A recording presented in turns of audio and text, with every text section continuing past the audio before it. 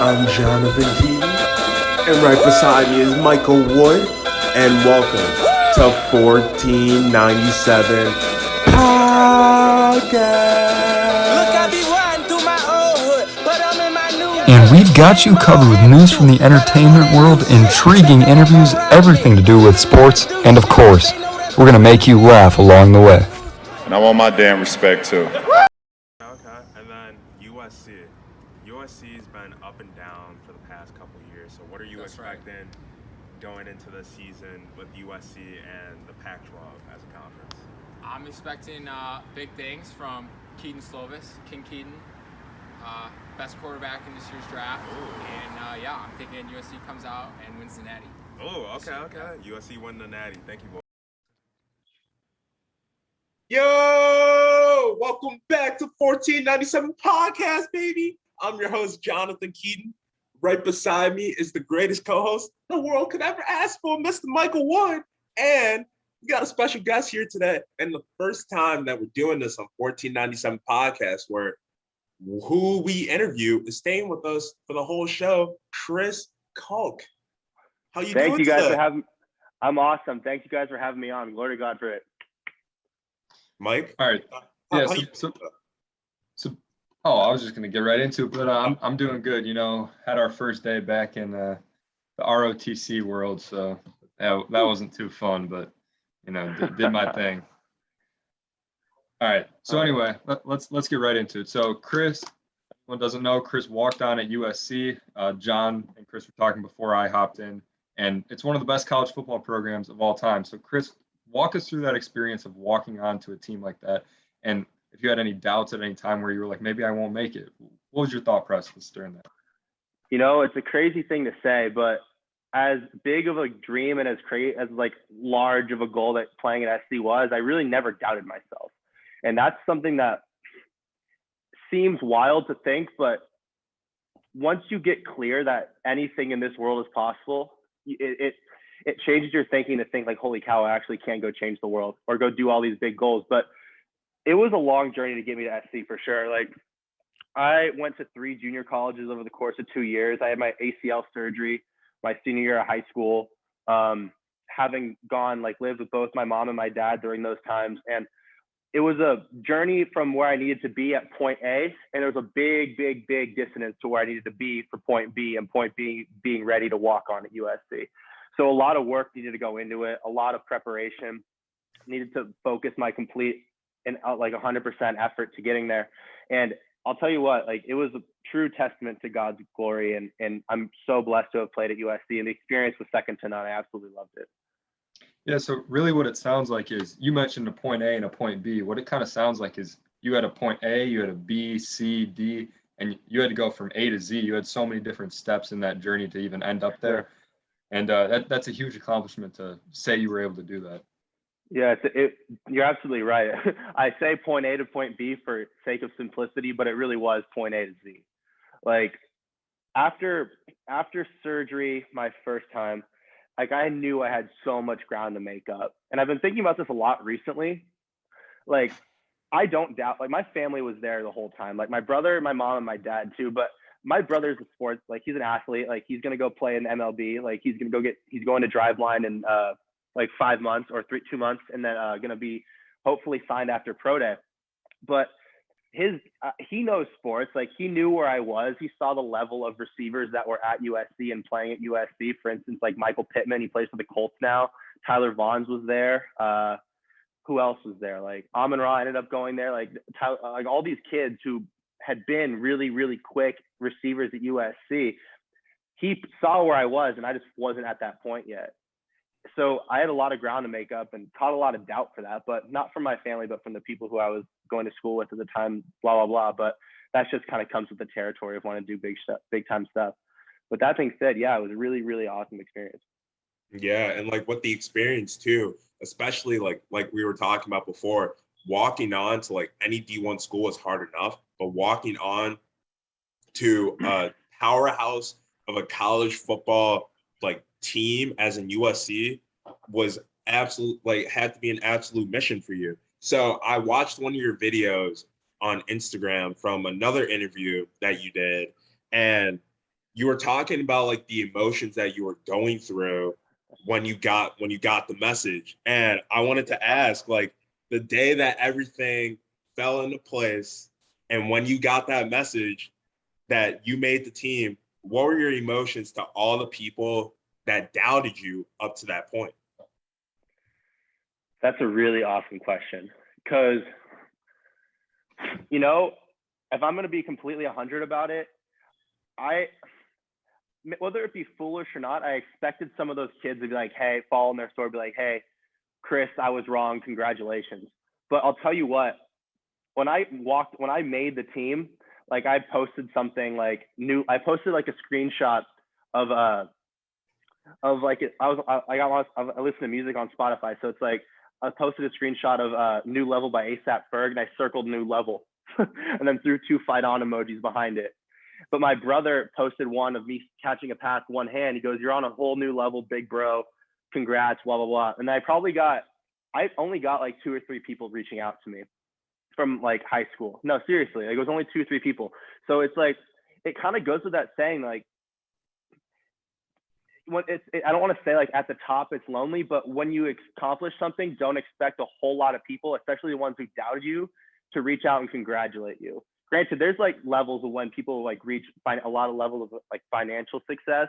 They'll get to a point where like people start hitting up because they need to, but not a lot of people hit me up right after I made SC, just because I think a lot of people are just so blatant in their doubt of me that I couldn't get to the point of like, hey, congrats. But to that emotion question you originally asked, like it was such a litany of different emotions, joy, like just it was so amazing. Like I can't even describe it. Like though that on that interview that I gave and the one that I posted that you would just reference, it by far, like that was the most authentic that I've been about it. And it was so crazy to think like, holy cow, all these people who doubted me, all these people who told me no. And I didn't even like publicly say like what I've really like dealt with these kids, but like, so I don't really want to come at people's heads like that right now. I'm trying to be the bigger person. But the point that I'm trying to make is that I dealt with a lot of doubt from a lot of people, and it was really sweet. It was really sweet to have gotten it and finally made it. And, you know, I've had some trouble with it, but trouble with like thinking about, do I actually forgive these people? I guess my answer is yes, but it's a tough one with them because they put me through hell and back for sure. So I was going to ask a similar question to that, but not really what your emotions were, just kind of going with those people that doubted you. This is also kind of a cliche thing, but I've heard, there's one football player who had it, but it's a list of everyone he wrote down, everyone who doubted him. Did you have something like that yeah. where you like kept track of who was doubting you? For a while, I had a page of notes on my phone of like things that people would say. You know what? I'm screwed. I'm just going to say it. There's this one experience that will never leave my mind. And this was what I look back on every time when I was in the gym, when I was running routes with my receiver coach. And even when I got to USC, this experience will never leave my mind. You guys mind if I share it just for the sake of it? Yeah, go for it. All right. So I was a senior in high school, and I went to this high school called Cathedral in San Diego. And it was whatever, you know, it was a beautiful school. Like I tried to get along with a lot of the kids, tried to like be nice, blah, blah, blah, blah. But I don't think I ever really clicked with them. But that being said, there was this one day, second semester of my senior year, and it was a beautiful day, probably like March or April. I was going down with my brother to go to the baseball field or something like that. And after he was done like working out with whoever he was working out with, him and I were walking back up, and there's this like little plateau right where like the football field is, and then there's like where the gym is, and then where the baseball field, like the ramp up from the baseball field goes up to. And some of the my brother's class, he was a junior, I was a senior, they were walking back from spring football practice. And it just so happened that it coincided where we crossed paths.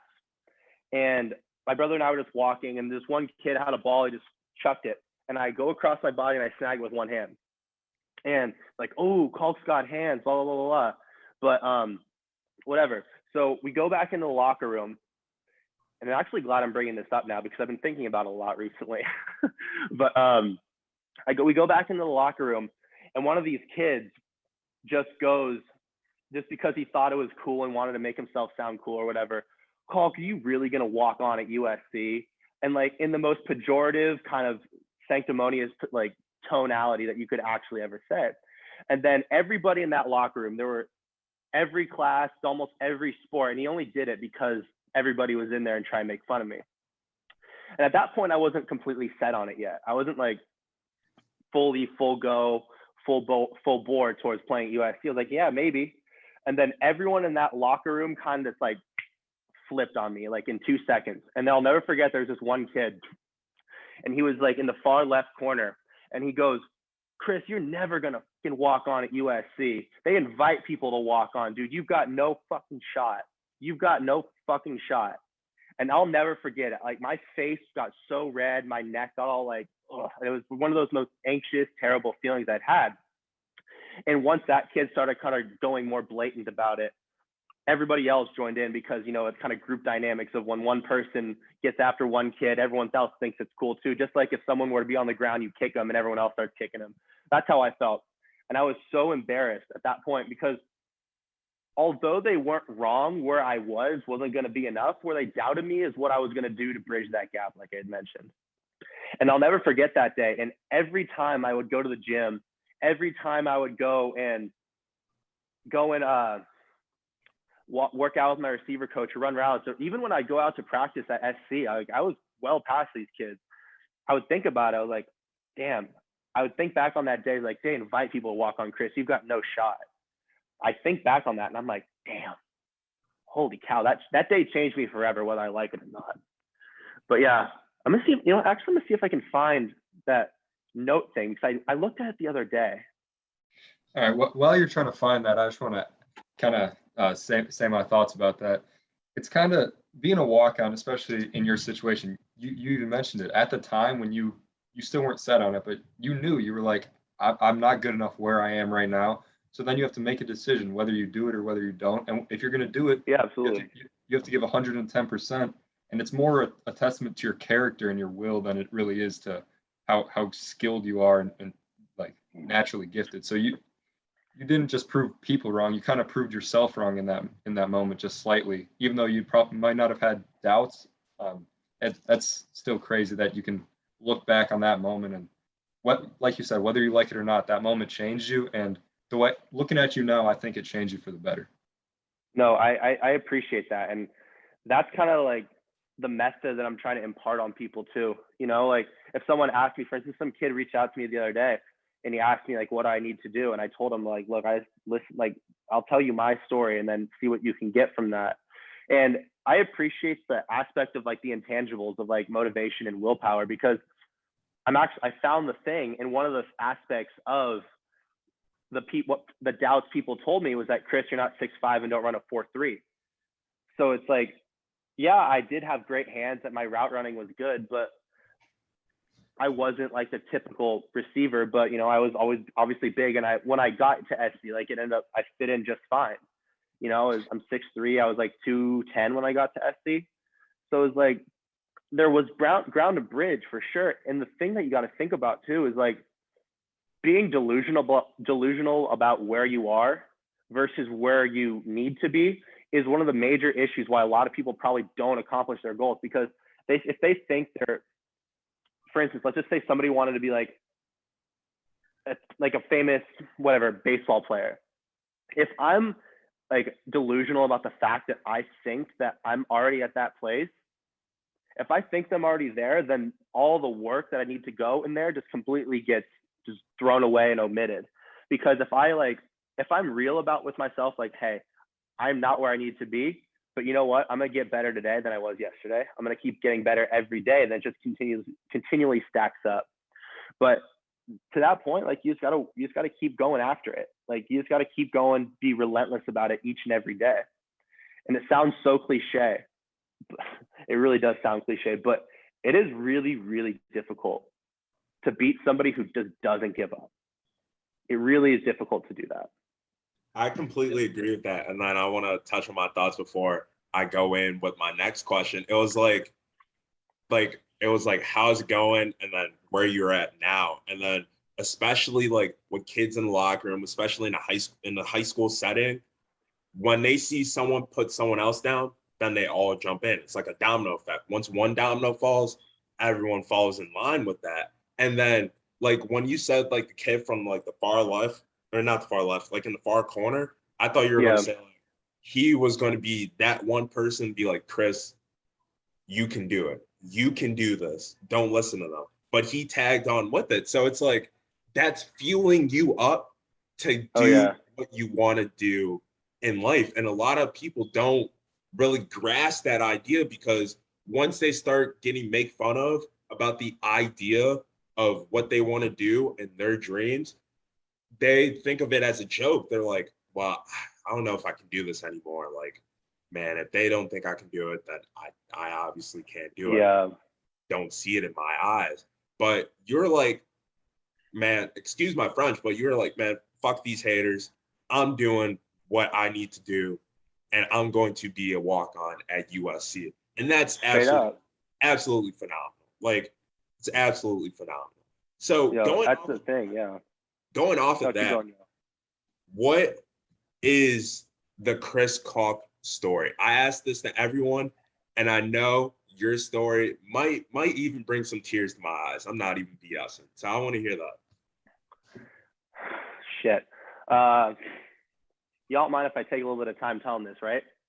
No, yeah. Go for it. Go for it. That's all you. All right. So obviously I'd been a USC fan since like the day of I was born. My dad went to USC. My dad wasn't an athlete at USC. He went to the film school there.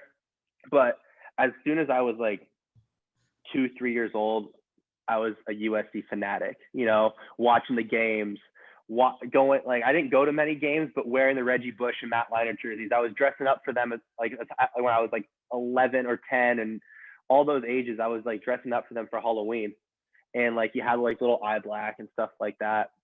And then you go up, watch spring practice and stuff like that. So USC is one of those deals where I had always wanted to go there. And I was so sure that I wanted to go there from such a young age too. I didn't even consider how difficult like it is to get in there. But I couldn't even fathom the idea of going somewhere else. Like I just always had this thing in my mind, whether it be like providence from God himself or just like having been in that world for so long and not letting myself not do it. I don't know. But I just know that SC was always my goal.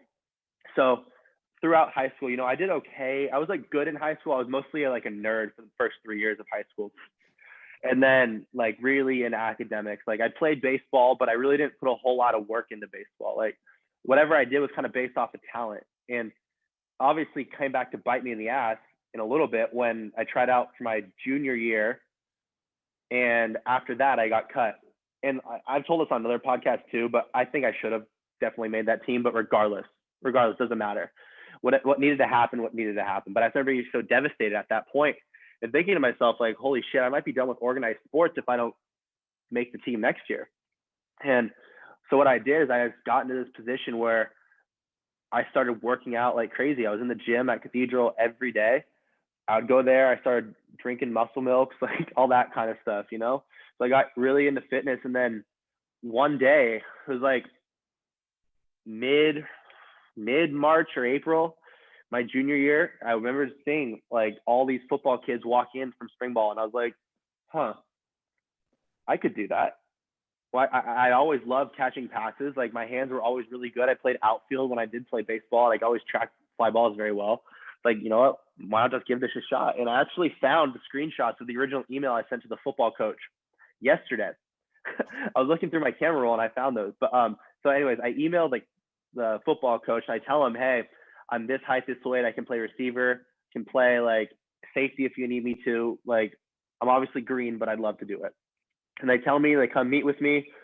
And I told them, yeah, I'd love to do it if you guys give me a shot. They said, yeah, you get a shot. Summer workouts start this way.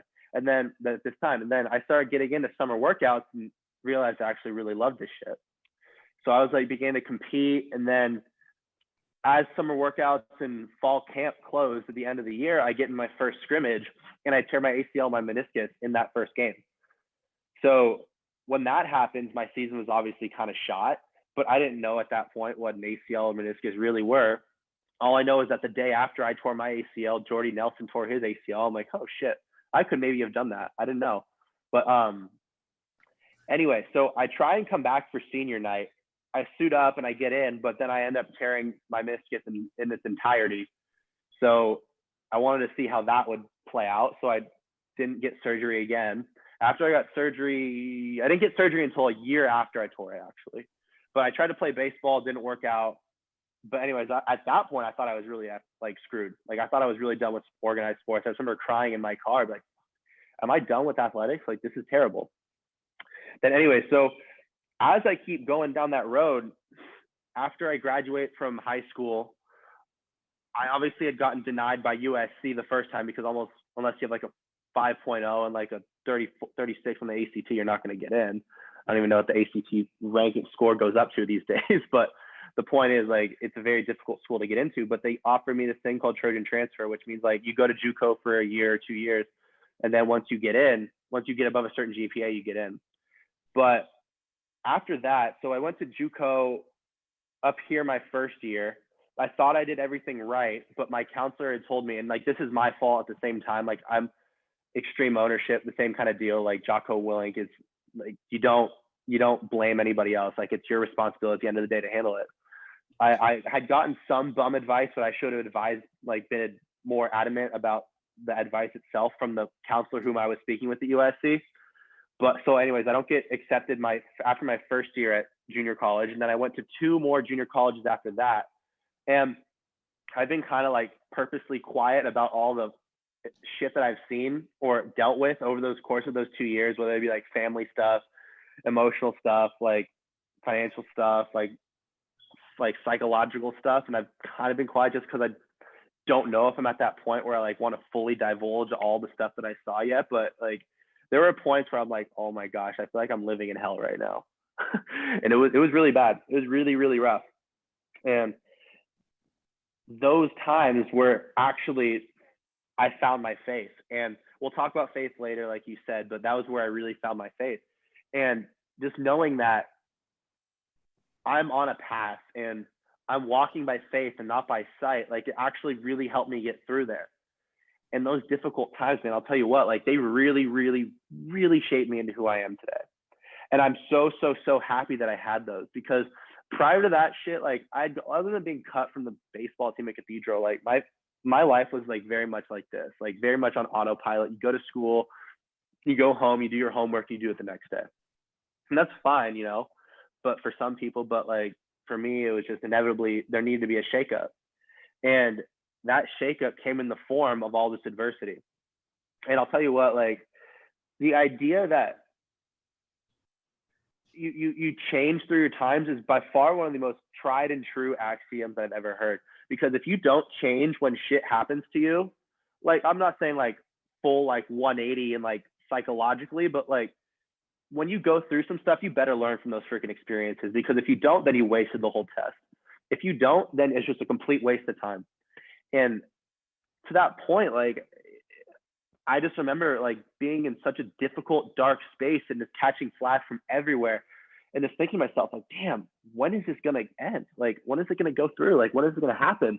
But all the while, this blessing was just at the other side of this tunnel, and all I had to do was get through the tunnel.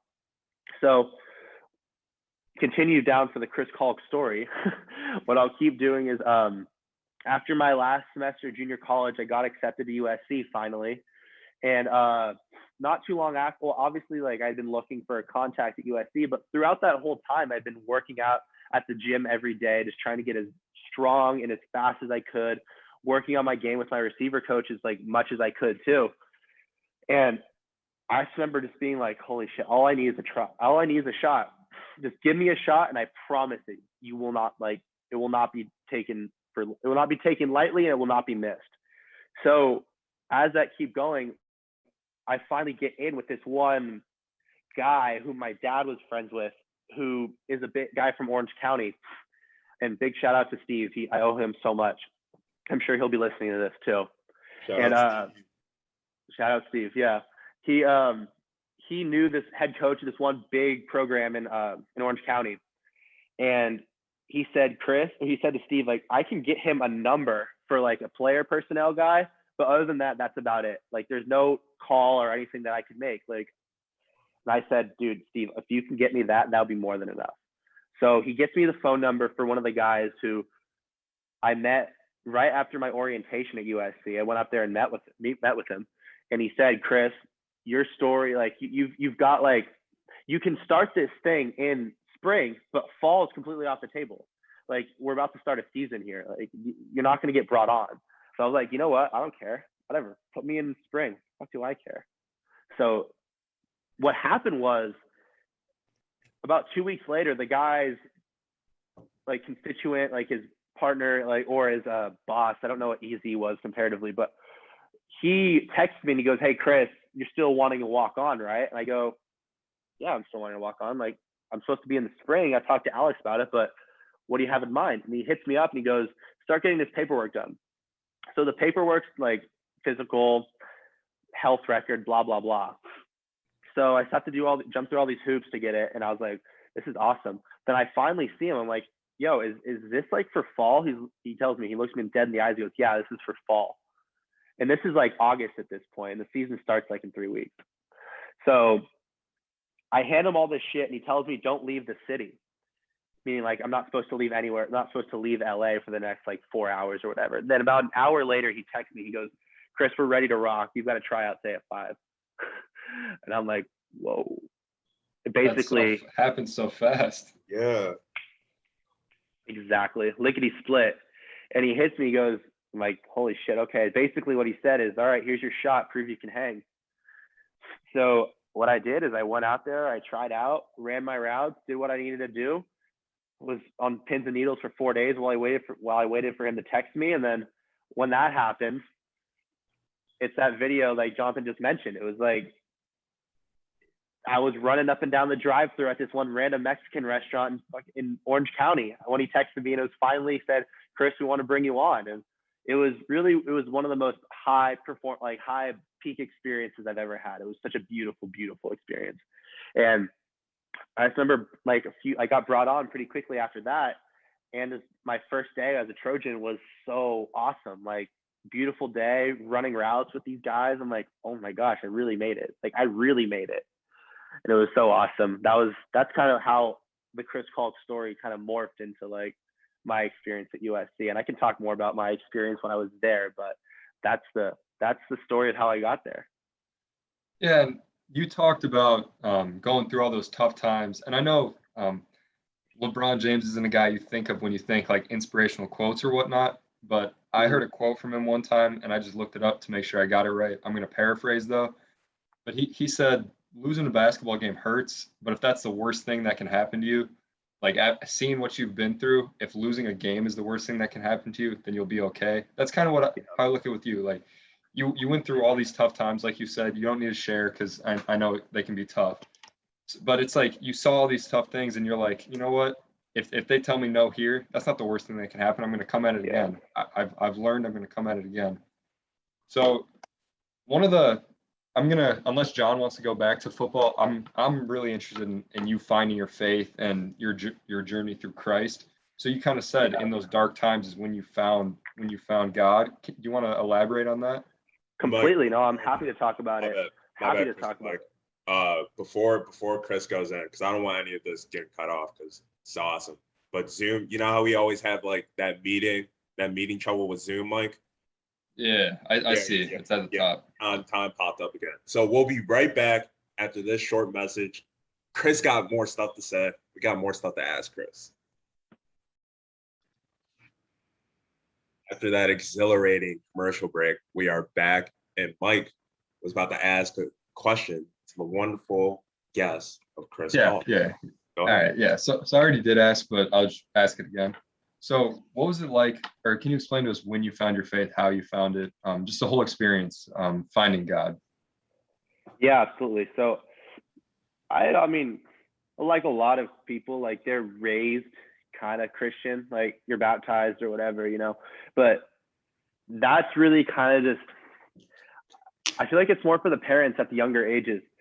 But I mean, I went to church like maybe once a year, maybe. But as I continue to grow, like my faith kind of just like myself and God kind of were like this. And it's not because of any particular like disagreement with what it was saying, but like I found that like I went to Catholic school. I wasn't Catholic, but I went there for like sports and stuff like that. But I found myself like having like a butting heads with like almost like this Catholic school. Like as I kept going there, like I found myself like growing further and further apart. Like, and when I was there, like I didn't learn anything about the basics of my faith. Like you don't learn anything about like the aspects of how Jesus and how God, they want a relationship with you, and how like what saved is, or what like sanctification is. It's like, okay, this is sacrament, this, that, and the other thing. Like they're all aspects of the church. Like I really didn't learn anything about the faith. So as it kind of came down that road, I just kind of separated from it. Like I would say I was still a Christian, but my life wasn't indicative of that. And I was also kind of like believing in like the ways of certain aspects of spirituality, like whatever, you know, energy, manifesting, all that kind of stuff back when I was a senior and freshman and stuff like that. But that kind of stuff, it obviously, like I obviously found like as I tried to implement that into my life, I was like, damn, this actually like I'm just gonna say like it didn't work. And I just kind of came to this like conclusion that one day I want to read the Bible. Just like God threw a thought in my head. He's like, one day I want to read through that entire Bible. And during some of those like the dark times, like as I would like to call them, like as everything kind of started going more downhill and we were leaving our apartment, I remember looking at my dad's desk, and my dad wasn't a Christian by any means. Like he was obviously the same way, like baptized and that kind of stuff. But he had made this movie about this pastor, and that's where he bought a study Bible for it. And I don't think he really read it much, but now he's kind of getting back into the faith. But he had this Bible that's sitting on this table at his desk. And as the movers were literally taking stuff out of here, I'm like, you know what? Today's the day where I'm going to read this Bible. And I just thought to myself, like, shit, maybe this is going to be it. Maybe this is it. And then from that day forward, I think it was March or April, I haven't gone a day without reading the Bible, like more than 36 hours without going for it. And right after that, my life kind of looked okay for a little bit. But then like once I got into the faith more, it was like, okay, here's a test. Here's like, you've got your faith now, here's the real test. And then it was just kind of a valley for an extended period of time. But I found Jesus through, honestly, like I'd been to school and stuff like that, but it really was kind of through himself, like making himself like known in my life. And it was crazy because I just remember thinking to myself, like, shit, all these things, how do I know it's right? And I just came to the point where I just like, you know what, I'm going to read the Bible and find out for myself. And then after that point, I just became a Christian. And then it took a while to actually get, like, I would say, quote unquote, saved. But my brother kind of followed right into it. My brother's faith is very strong. His knowledge is second to none too. And he actually like a role model in knowledge for me. So like when him and I have like very extensive talks about this kind of stuff, and it really is a situation like iron sharpens iron. Like you learn so much through these conversations. And yeah, my faith kind of came to me just through that. And I definitely the biggest aspect of my life now. And I'm super proud of being a Christian. Like I'm so blessed to be saved, and like all these amazing things that God's done in my life. Glory to him. It was Yeah. so Go ahead, Michael. Was that this March / April? No, sorry. Okay. Back 3-4 years ago. All right, that's 6 years ago. I assumed it was a while ago, but when you said that, I was like, wait, that doesn't seem to add up. But yeah, I'm kind of the same way. I was raised pretty much exactly how you described it, like baptized, the whole 9 yards. It's like just because that's kind of, but my mom went to a Catholic school. My dad is a Baptist, so we were all raised Catholic. And I kind of started getting back into it now that I'm here at college. Like I did what you did one time. I think it was sophomore year of high school. I read the whole Bible. I was like, you know what, why not? And I did it. And so now I have a Bible here at school. And I'd say I'm probably more into the faith than most people in my household are. Maybe not my whole family. My grandparents might be more into it. But yeah, I'm kind of the same way. And I agree with everything you said. Like, you don't really think you ever, people are like, oh, it's like God's not real. You hear all that. Kind of like you hear people saying that kind of stuff. And then there's just little moments in your life when you like kind of realize you're like, that doesn't just happen. Something has to be influencing that. Of course. Yeah. No, it's completely real. And one of the aspects of like where God's led me, like I feel like I look back on my journey and I'm always where I need to be, you know.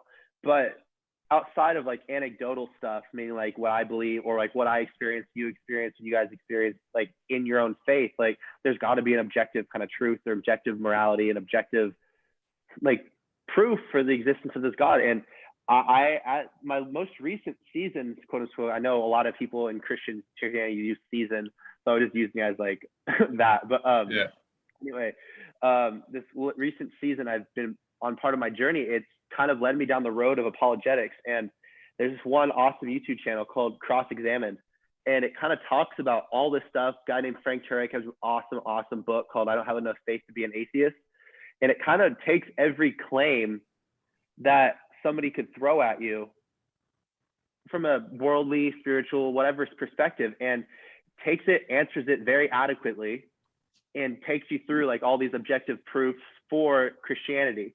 And it's really an amazing book. And you can honestly, obviously, like you can watch the videos too. And I like watching the videos a lot just for the sake of consistency. But it's really one of those amazing kind of parts that I think every Christian should know. Every Christian, like I think the Bible talks about you need to provide an adequate defense for the faith. I'm pretty sure it's in the letters, like letters of Paul. And anybody who doesn't just says, oh, when somebody comes at you like, oh, God's not real, it's like, oh, you're just from the devil. It's like, no, why do you believe what you believe? That's a fair enough like a fair enough question. Like, why do you believe what you believe? Like, okay, I can tell you why I believe what I believe, you know? So yeah. I was gonna say, like you said, there's been plenty of times when people with the whole science thing, and they're like, how does God trump science, all that? And I'll be honest, sometimes I'll kind of use that excuse. I'll be like, you don't have to believe, instead of trying to defend myself, because I'm honestly not that aware of why I believe it. I've just always believed it. So I think I wrote down the book. I'm probably gonna look into it. Believe me, no, dude, I was the same way, because over the last like this, I feel like God actually was calling me to it. And the reason why I bring this up is because it was the most recent aspect of my faith journey that I've been in. And I remember having like this most recent December, like after having been in the faith for like 4 years, like 3-4 years, I remember thinking to myself, like, shit, I believe this, but how do I know it's true?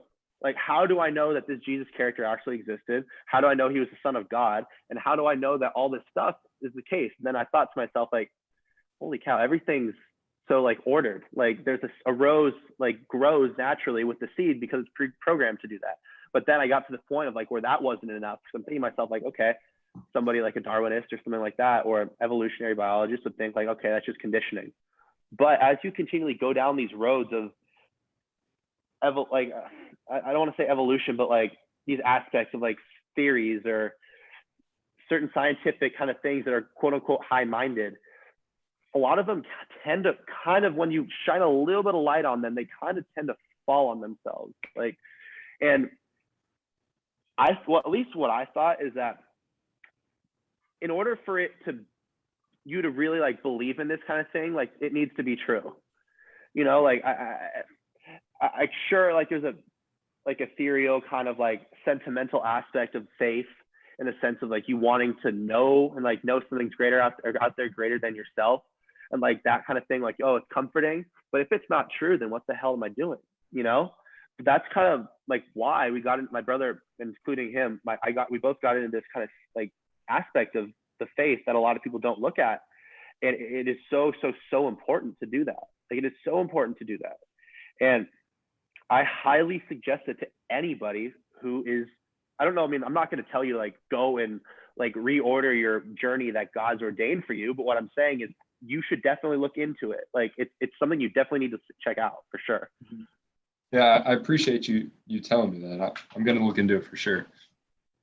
No, I agree with what both you guys have been saying too. It's like when you walk away from like the faith, like it like unfolds itself. And then one day when you're like sitting down and just like doing nothing or thinking about it, you're like, wait, that's making more and more sense. And like the more times like you look at it, the more times you're reading it, it makes more sense. And then like with me and my family, my grandma's a heavily Christian. and then my aunt too. And then it's like for me, it's like I fall into place with that. But like I myself wasn't like heavily Christian until like some things would happen in your life. And then you would ask yourself, like, how did this happen? Like, how Yeah. did the miracle like come upon? And then like going to church too. Like for me, because I go to this church called Family Christian Center. And like it's cool because like the pastor, this pastor called Pastor Steve Muncie, he like makes it as in like he's like talking to you instead of just like him just like reading scripture from like scripture. Yeah. That is like making you feel like you're actually in the story that he's in, and like he gives you like advice and all that. So going to advice and talking about all that, my next question for you is, I also found this on your Instagram, and it was like a Drake. It was like a Drake. I forgot what song. It was like I was like going on to 23. I think it was like your birthday or something. Oh So yeah, my 20. Yeah. Yeah. so Yeah. Uh-huh. so as Drake said in one of his songs called Western Road Flows, he said, "Feel like I never say much, but man, there's a lot to know." What should we know about Chris Kolk? You know, I hadn't heard that bar before, but it's really, really kind of profound, actually, now that you think about it.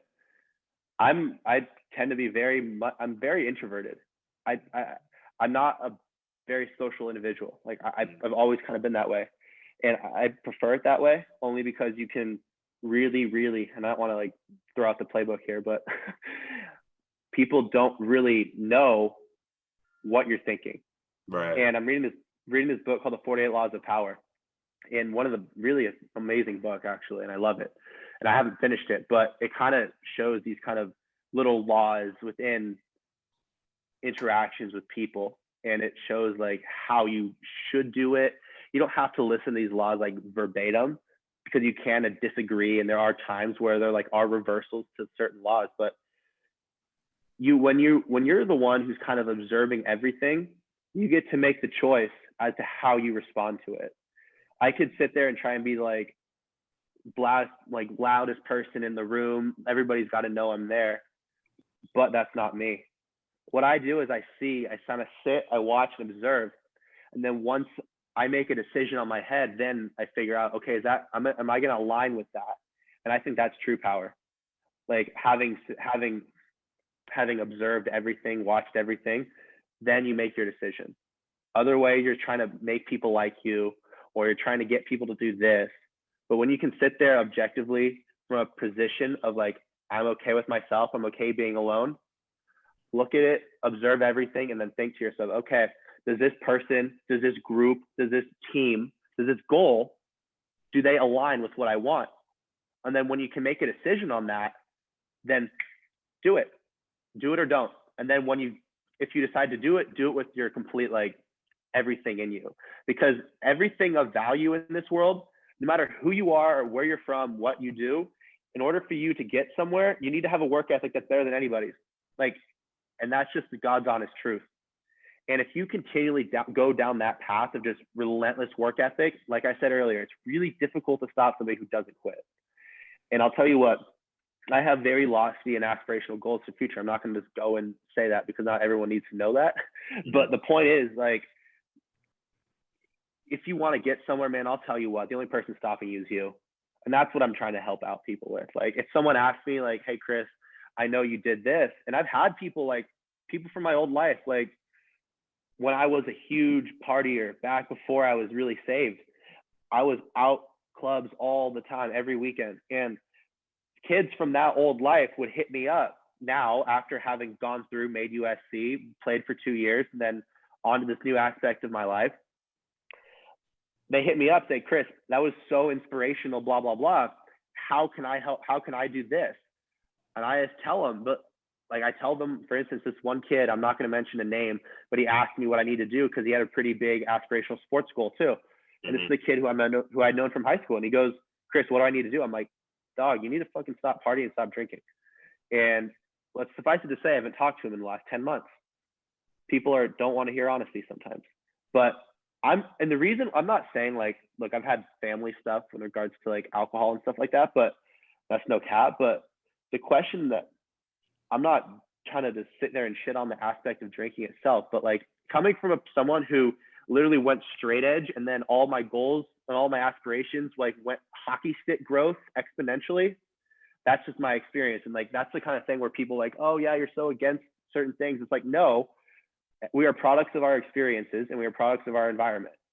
When you're a product of a certain experience and you saw removing one thing was able to help you achieve your goal, why would I like go against that? Like, that's against my experiences, and that's whatever, you know. I mean, there's certain like subjectivities to it, but I don't know. But to answer your question, like, I would just say, just if I were to try and leave your listeners with one thing, I would just say, obviously the faith aspect. Jesus loves you. He loves you more than anything and wants nothing more than a relationship with you.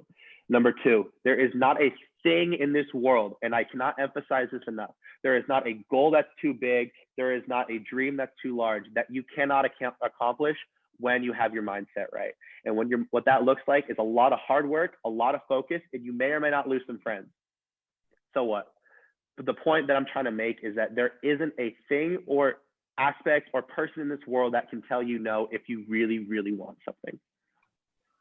So listening to what you just said, pretty much what I got out of it is back in, this was going into junior year of high school. So we had a thing for the football team, and a bunch of football teams around the area. We got invited to this leadership conference. It was some players in my grade, some players the grade above. And we had Western Michigan football coach Tim Lester there. And there's one thing that he said, and I think about this every single day. He said, "Be where your ass is." So that means where your body is, your mind has to be there too. Like you can be, for example, like I'm at school right now. I can be at school, or I'll use a better example. I'm an ROTC, so like we do workouts at like 5:45 in the morning, and I would much rather be in bed. So I can think about how tired I am while I'm doing those, or I can just do them. I can lock in and do them. And you find that when you lock in to whatever you're doing, wherever you are, everything comes easier instead of thinking about other things. For sure. It's just when you think about where you are and what you're trying to do in that moment, it's easier than thinking about really anything else. Then I don't really know how I'm trying to explain it, but everything you said was right on the money. Yeah, no, dude, it's there's this one coach. I find myself shouting him out a bunch. Kerry Colbert at USC was my position coach. Love KC. Anyway, he would always say, "Be where your feet are." It's just the same shit, but like being where your feet are, recognizing, okay, I'm on this podcast with you guys. What can I do on this podcast? How am I talking to you guys? You know, but I think that's a really profound thing. Be where your feet are. Be where your ass is. You know, you can sit there and think about tomorrow, yesterday. You're just learning from your experiences yesterday and today, so that way you have a better tomorrow.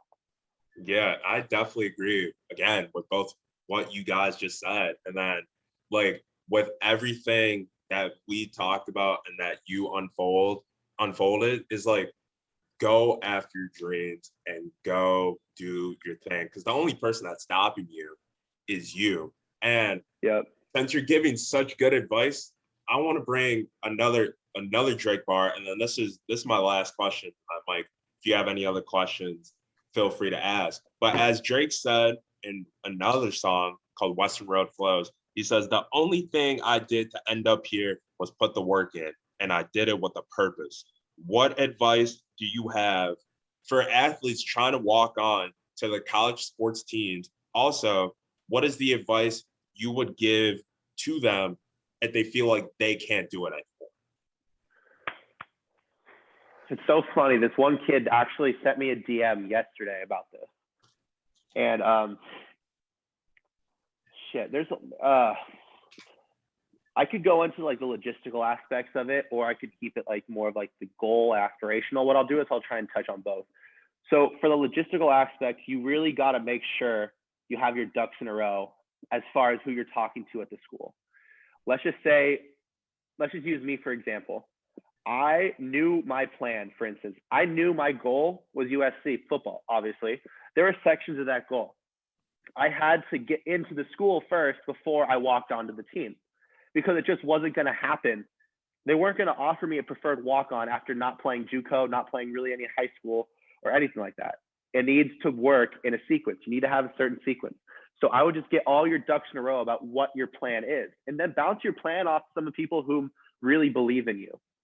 I didn't have a whole lot of people, but other than that, it was just my brother and like my mom and my dad. Other than that, like that was really it.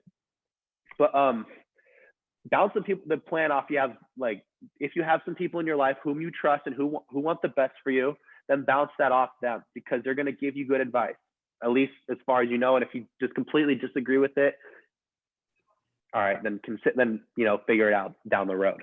But get your ducks in a row about what your plan is and how you're going to get there. Think about your goal, think about it, and then re-engineer it so that way you can get it to the point of where you are today. So that, for the logistical aspects, that's what you got to do. Obviously, you got to hit up the right people, like player personnel, chief of staff, certain extent. Sometimes maybe if you get lucky, you get a coach, recruiters. Like there will be, I'm sure that like if you don't look completely out of place, like depending on what school you go to, they may give you a shot, as long as you don't look like 5'5" and 100. No, I shouldn't say that actually, but make sure you have your ducks in a row. I'll say that. That's all. That's what I'll say about that. Reach out to the right people, player personnel, chief of staff, recruiters. If you get lucky, you get to a position coach, then you figure that out. Then after that, you got to figure out a way to finesse a tryout, or if you're lucky, get a preferred walk-on. But if your aspect's the tryout, then I'll tell you what, you better be fucking ready for that day, because that is your opportunity and that's the only one you're going to get. And when you're ready for that, make the freaking team. Got to do it, but a lot of that stuff is not mentioning the countless hours of work you got to put in to get there. Like you can't just walk on the team anywhere, like unless you're just at like a smaller, really small school. Like you can't just walk on a big school. It's like, it just doesn't happen. You got to put in 10,000 hours that people mention. You got to do that. And you got to do that a lot. And you've got to do that all the time. And after that, then you'll be ready to start baby stepping your way into the front door of whatever program you want to walk into. But from the psychological aspect of it, you just got to you got to clench your teeth, know that there's going to be times where it's going to suck, and you just got to get ready to go to war. War with yourself, war with your friends, and war with like the actual tasks that you got to go and accomplish. Like, for instance, I was like 170 pounds when I was probably 160, 165 pounds when I decided I wanted to get to USC. But I made a goal. I want to be 225 before I walk on. I got to 235. So you got to be like relentless about your diet. You got to be relentless about your workouts. You got to be relentless about your mindset. And your mindset's the most important part, because your psyche will allow you to do things that your body won't. There's a book called Can't Hurt Me by David Goggins. It's one of my favorite books. I absolutely love that book. And it just says when your body's only 40% done, like your mind only thinks let me put it this way. You are at 40% when you think you're done, you're only at 40%. Meaning like if I run like 100 sprints and I'm like, shit, you're actually only at 40%. You've got a lot of room before you like actually start getting into medical trouble. You can go a lot more than you think. Once you tap into that realm of like, okay, I've got to literally go 10x on all these things. I've got to 10x my diet, 10x my work ethic. You got to 10x all these kind of aspects. And then once you do, you'll put yourself in the best position. And like I said, your mindset's got to be everything. You've got to think like, I can do this. I can do this. People will doubt you. Like I said, I had that list of motivation on my phone. I was just looking at it. It said, Chris, they don't even know about you. Chris, you've got no shot. Let me open it up again. I'll read some of them verbatim. And then while you search for that, that's like, again, that's really, really dope. That like, it takes a lot to get to that point on playing Division I football, especially I'm gonna keep on saying it, for USC. Like you got to be there physically, mentally, you got to be there at all. And then if you really want to do it, you're going to put in the hours to do it. Completely. No, for sure. And that's the thing too. Like whenever I'd ask people, or I already say, like, yeah, I'm walking on at USC, and I'll never forget, there's like this one person like, oh yeah, trying to walk on, right, Chris? And it was like such a joke. Like people were trying to make fun of me for it. It's like, I don't take him seriously. That's a quote. There's no way Chris gets to SC. That's a quote. You're kidding, right? That's a quote. Are you really trying to play at USC? That's a quote. They don't even know about you. That's a quote. You've got zero shot. That's a quote. You're trying to walk on at USC. Ha ha ha ha ha. That's a quote. I would manage my expectations if I were you, Chris. That's a quote. These are all quotes that I've been told over the course of that journey. And what I'll say is, like, within all those motherfuckers who just try to shit on you, who try to tell you no, I'll tell you what, man, doesn't matter. Doesn't matter. Tone it all out. Run your fucking race. Run your fucking race to the best of your ability. And when you do, you'll sit there at the top, look at all of them and just fucking laugh at them, because they try to take you down. But guess what? They can't do that. They can't do that if you know exactly where you're going, exactly what you want to do, and you're not going to be stopped. If I let all those kids fucking stop me, oh my gosh, I would have never been able to live with myself. I'm gonna be completely straight about that. But all these little freaking kids from my high school, like, dictate to what I really want to do. I'll be damned if I'm gonna fill in the way that they wanted me to fill in, go to whatever school, join a frat, start drinking a shitload, whatever it is, whatever way that they live their life. And look, you've got people live their life different ways. I don't care. Do what you want to do. But what I will say is that when you're trying to get to a goal and people are trying to shoot down that goal, honestly, like, I'm trying to keep my expletives to a minimum, but fuck them. Just focus on what you got to get them to. Focus where you got to get to. And I know a lot of, especially Christians, like, don't like cursing, but if I'm being completely a buck about this, I'm trying to resonate with a lot of people, you know what? You got to use it sometimes. I'll tell you that for sure. Right. Yeah. You gotta be explicit. You got it, because that's going to get the point across. If I'm being It's more authentic. Like, there's a certain, like, because a lot of people, like, my brother and I have talked about this extensively, because, like, I don't know if the jury's out about the cursing in the Bible, because if you can look up, like, Hebrews and all this kind of stuff that talks about expletives, but they're not like expletives. They're more like things that, like, come from your soul about, like, speaking badly about people, or like brood of vipers, that kind of shit. That's, like, obviously different. But the point that I'm trying to make is, if I'm trying to talk to somebody on, like, a real level, let's just say I'm talking to somebody who's not into the faith, right? Mm-hmm. Let's just assume either one of you two are not in the faith.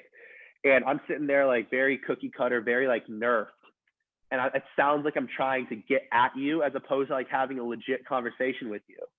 There's a time and place for it. Like, look, I don't know what the Bible actually says about it, but if I'm gonna be completely a buck and, like, talk to you about this, and I need to relate to you, I need to, like, get in, I need to get past your gates of, like, hesitation, and then let the Spirit work in you as it may, and, like, especially if I'm trying to relate to people who are listening to your show right now. Like, I'm sure a lot of people who are listening to your show have been told no, are being told no, or will be told no.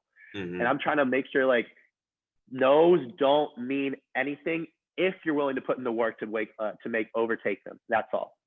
And that's why I was more graphic about it. And I'm sorry. And if it's a sin, I'm sorry. But, like, whatever, keep moving, keep running your race, and keep focused, because if people tell you no, that doesn't mean anything. I'll tell you that for sure. Oh, my bad, Mike. Yeah, no, you're good. You don't have to apologize for anything. I mean, like you said, there's the easy way to get your message across that doesn't always work, or there's the real way, the one that actually connects, and that's the one you decided to take. Unfortunately, gentlemen, I have to go. I have a ROTC thing I have to go to. But Chris, it was great meeting you. Great getting to talk with you. I'm gonna hit you up if I have any questions about my faith or anything else.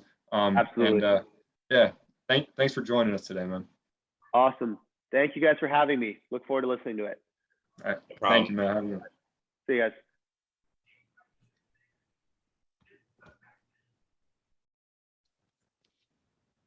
Yo, Mike had to do a little ROTC thing. Shout out ROTC. Shout out Mike. Got Chris with me. Me and Chris, we about to talk about some sports. So, Chris, the first question I gotta ask you. Me and Mike, we ask this question every time we have a guest, and we have 4 games for you to pick from. And I want to see where your mind at what these teams are. So, the first game we have the Chiefs versus the Browns, week 1. Who do you got and why? It's tough to beat the Chiefs. They're really good. Mahomes is filthy. The receivers, they have a very specific type of receiver. It was a McCole Hardman, Tyreek Hill. They have a very specific type of receiver they have in Kansas City. Obviously, they have a couple, like one or two big body guys, but those little guys, they can fly. And they just get behind the safeties. Even when they try and double team, Mahomes will put it up. It's tough to stop them. So I'm going to go with the Chiefs for that, because I don't think it's very tough to try and scheme against 3-4 guys who can run 4-3s, and Mahomes' arm combined with that. It's very difficult to beat that. Yeah, I completely agree. Mahomes' arm is absolutely phenomenal. He has one of the strongest arms in the league, and having great offensive coordinators and a great offensive coach on your side with that, it makes it pretty hard to stop a team like that. So the next game I got for you is the Cowboys versus the Buccaneers. Who do you got? It's funny. I was just watching Hard Knocks right before our first call, and the Cowboys are on Hard Knocks right now. So, a lot of people hate this guy. I love Tom Brady. I love Tom Brady because he's a winner. I love Tom Brady because he's a winner. And I'm being completely honest with you. I want the Bucs to win for sure. But the reason I think the Bucs will win is because of the fact that I think that their receivers are really good. I think Mike Evans is one of those top tier NFL talents that I think now that Brady's there it's really utilized well. And on top of that too, Chris Godwin's a beast. He's awesome. Love Gronk. He's funny. And then Rojo, SC alum, tailback for the Buccaneers too. So I'm going with the Bucs, even though America's team is tough to go against them, but it's easy to hate the Cowboys too. But I will say I want the Bucs for that one. Okay. Yeah, you can't go wrong with that team. That team is so stacked, and returning all 32 of their starters. That's also going to be another hard team to beat with that chemistry, because that chemistry is Who they just signed too? They just signed somebody. They signed another weapon. I don't remember who it was. I'm trying to remember. I can't remember who it was either. But that defense is good too. That defense is good, really good too. Their rushing attack was like top. It was the best in the league last year for defense. No disrespect to the Cowboys though. No disrespect to Dak and Zeke, Amari, CD. Like those guys are unreal too. They're all talented. I really, really like that offense though. And I'm not a huge NFL like team by team guy. Like I kind of just watch the games and kind of pick who I want based off of that. Like I don't have a favorite team in the NFL. So like, yeah, I'm still going with the Bucs. But I do like the receivers in Dallas too. Okay. And then the next question for you. This is my favorite team, the Buffalo Bills.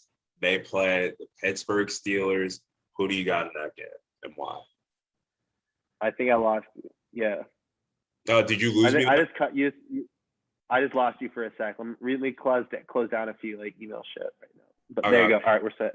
All right, cool. All right, so my favorite team, the Buffalo Bills, versus the Pittsburgh Steelers. Who do you got in that game? And tell me why you got them. Steelers are good, but I'm going to go with the Bills. I'm going to go with the Bills because my buddy OG Elijah Griffin plays for the Bills, number 37. Big time. Love the Bills because of that. One of our partners is from Rochester, and he's a big Bills guy too. So I'm going to go with the Bills. I like the Steelers. I think they're good. I like, Chase Claypool's really good. Juju's really good. It's a tough one, but I'd say I want the Bills. I love Josh Allen, Stephon Diggs, and then OG obviously still is playing for the Bills. So, I'm going with the Bills for sure. Yes, sir. Bills Mafia, baby. Bills Mafia. They're insane. The Bills Mafia is freaking insane. Have you seen those videos? Like they're hot tubbing in their pickup trucks in like 6-degree weather. That's what that's like part of the reason like why I'm a fan, because like the Bills Mafia's like fan base is absolutely insane. Like they're nuts. We've been through so much, and it like the team that's probably the most loyal fan base in the NFL in my opinion. I'd say them for sure. Foxborough faithful for sure, but I'd definitely give it to the Bills Mafia. Exactly. Then the Packers are pretty crazy too. That's true. That is true. And then my last is the Cardinals or the Tennessee Titans. Who are you picking? Why are you picking?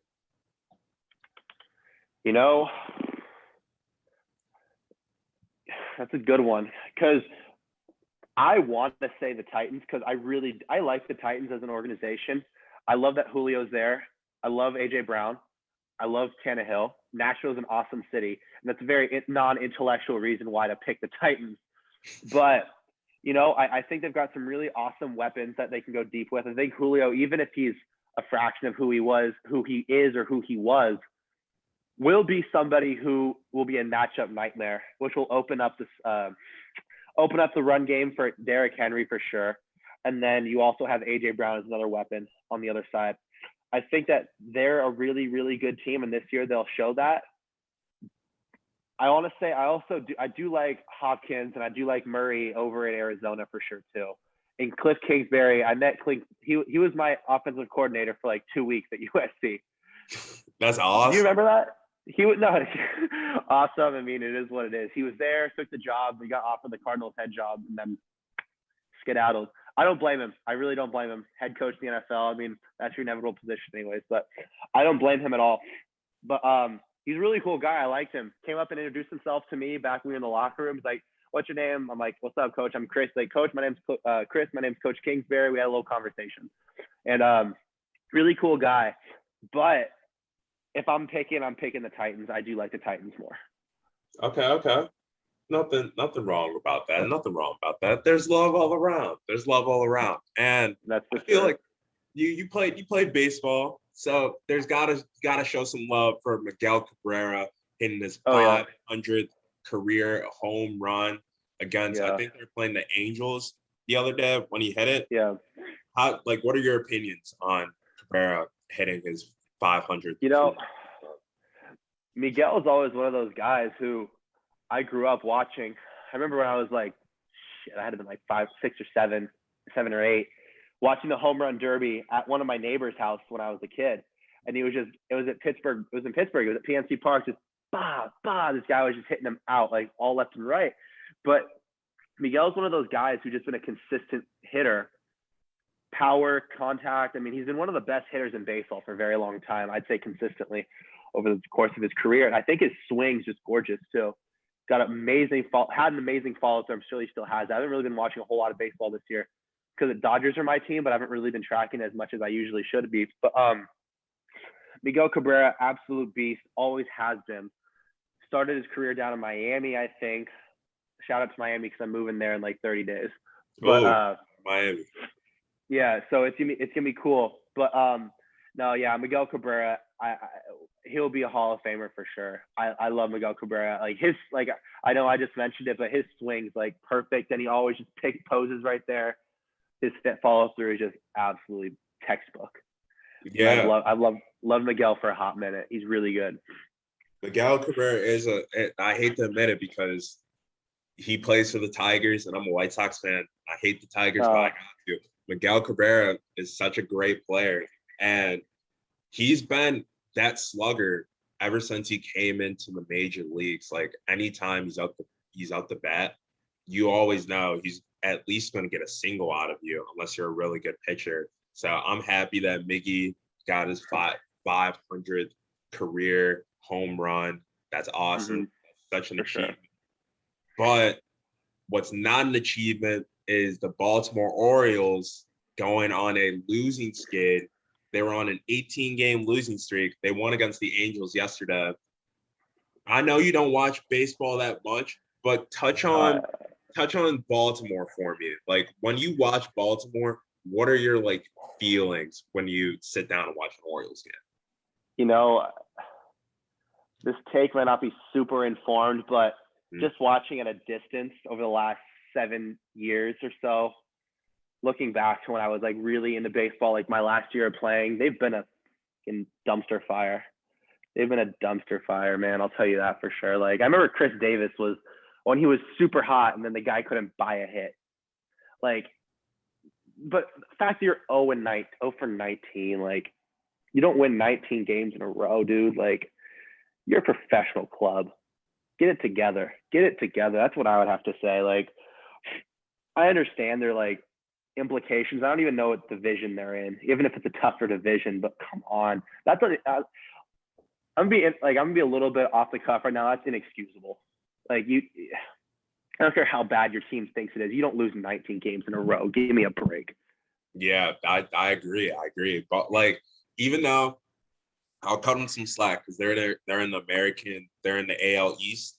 And the AL East tends to be there's a lot of good teams in that division. You got the Rays, you got the Yankees, you got the Red Sox, and the Blue Jays, all of which are all good teams this year. All of them be in the playoffs. But no, I know. Let's consider though, like that's almost 20 games. That's almost 5 consecutive 4-game series. Like you get swept every series. That's true. Bad. That's bad. That's really bad. Like I don't even know who they played over the course of that 19 games. Like they could have gone. I know all those guys, like you said, probably will make the playoffs, but like that's almost like playing a high school team. I'm not trying to disrespect the Orioles because look, they're a professional club. But what I'm saying is like, give me a break. 19 games in a row. Like, come on, baseball. Like it's a thing in baseball. Like when you sweep somebody, it's like a big accomplishment that you sweep somebody. Like then you subsequently get swept almost 5 series in a row. Come on now. Baltimore Orioles got to get it together now. Like, come on. Like Chris Davis, I know you're good. John Means, I know you're good too. Get it together. Yeah. Now, the Jaguars, they kind of got to get it together because the rookie running back that they drafted, Travis Etienne, had a season-ending injury. That means James Robinson might be running back 1 for the Jacksonville Jaguars. Chris, what are your thoughts on that? I think the Jags have gotten a little bit of an uphill battle over this year for sure. I mean, one of my buddies plays for the Jags, Josh Matterbebe. Love Josh. He's a really cool guy. They've got a really deep receiving room, so they could be okay. But Etienne, I know he had a Lisfranc sprain, I think. I think that's what it was. And I've sprained my Lisfranc before too, and it's not a fun injury. But his is obviously a lot worse than mine was. Like I had to miss 2 weeks of fall camp my last year at SC because of it. But no, my take on the Jags is that I think Trevor Lawrence will get it together once he gets to like NFL speed. I think he will be good. I don't know where that leaves Gardner Minshew because I know he can still ball too. Mm-hmm. But I don't know how the Jags end up this year. I really don't, because if Etienne was there, I think that's a pretty damn good little team they've got. It's young, but they could be good. They really could be good. That being said, I think it's kind of, I don't know how you're going to have a threatening run game with that. I don't know RB2 or who James Robinson RB1. I don't know where that leaves you. I really don't. And the reason why I say that is because if you try and scheme, they have it, like I said, they've got DJ Chark, they've got Marvin Jones, they have Laviska Shenault, all of which are threats. And then Josh, they have all threats on that in that receiver room. But you have the most threatening receiver room in the world, in the NFL. And if you don't have a run game to match it, or even take the pressure off the pass for 2 downs, it's the most uphill battle that you're going to see. Because if you sit there and you can sit there and scheme and say like, okay, the run game's not a threat, we'll concede them 3-4 yards on 2nd or 3rd down, and they're still going to 4th down each time, and they can drop 8, basically take away the pass. How are you gonna do it? They don't. That's the thing. So I don't know. I don't know how it turns out for the Jags. I want, for the sake of Trevor Lawrence, I do like Trevor Lawrence a lot. Great Christian guy and real winner. I think he's going to have one of those tests this year because I don't think he's lost a game since high school. So that being said, I think that he may or may not have to learn that this year. And it'll be, I'm sure he'll be able to bounce back too. He's a fucking awesome competitor.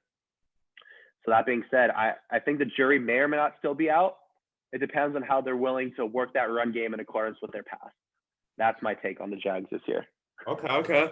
The Jags last year, they had some swagger to them. And the reason I said that is Gardner Minshew was able to play some, and their backup was able to play some. The receivers, the receiving room that you were talking about, they were able to ball up some. And then James Robinson really came onto the scenes because I think it was his rookie season.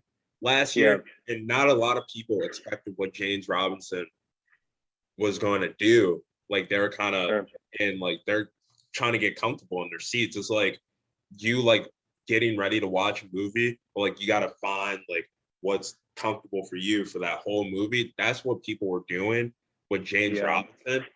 With the expectations going into this Jacksonville Jaguars year, I think it's going to be like a Los Angeles Chargers type of year with Justin Herbert. That's good. I like that analogy. I really think that their offense is going to keep them within games, but I don't think they'll be able to win as many close games this year as they would in the future because they're all so young and they all like have not been in that position before. And I don't know what their defense is looking like, but their defense is not the best, but it's not the worst. So with that's been a rough one for them ever since they left. Ever since Bouye and Jalen Ramsey left, like that was a rough one for them. Yeah, they lost their swagger with that one. Exactly. So with Travis Etienne having the season-ending injury, it's bad for them because we don't know who's going to be RB2. I think if they still have Carlos Hyde, he's going to be in that role. But other than that, I see the Jaguars this year being third place in that AFC South division. Yeah. I think it's a good take. Yeah. I agree with that. Thank you. All right. So talking about running backs, the Rams, they lost their running back. Oh my God, I forgot his name for a second. They lost their starting running back. Darrell Henderson Jr. is out. So they needed a running back. They went ahead and got Sony Michel. What do you think about the Rams getting Sony Michel? You know, I don't know how I feel about the Rams. I'm going to be honest with you. Okay. I think that McVay is such a brilliant offensive mind that he's just trying to plug and play and make it work.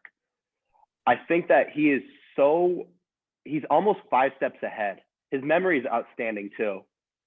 But you can only play that game for so long before the league catches on, 1. Or 2, you don't have the weapons to try and justify it. I haven't really tracked Sony Michel that thoroughly.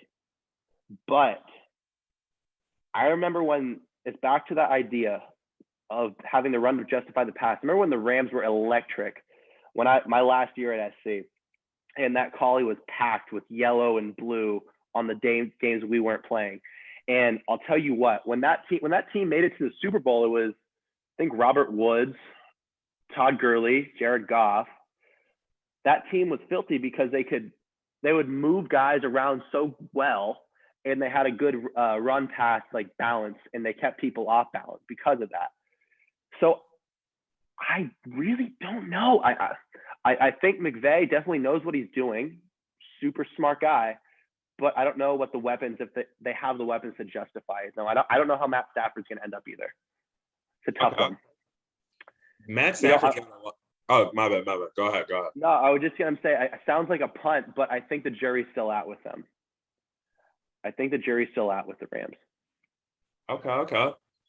For me, there's a lot of pressure on Matt Stafford this year. Reason because he actually has a roster, defense and offensively, where he could win a Super Bowl with that roster. And Matt Stafford's always been in the category for top 10 quarterbacks, probably one of the most clutchest quarterbacks, if not the clutchest quarterback in the fourth quarter to ever step foot on an NFL field.